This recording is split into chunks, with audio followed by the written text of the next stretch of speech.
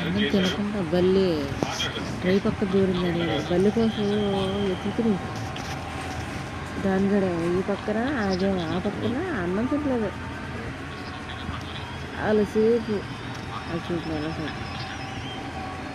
అసలు పిల్లి గండు పిల్లగా కానీ అన్నం తినవా బల్లి బల్లి కావాలి బల్లి పల్లీలు కావాలా బల్లి వచ్చిందా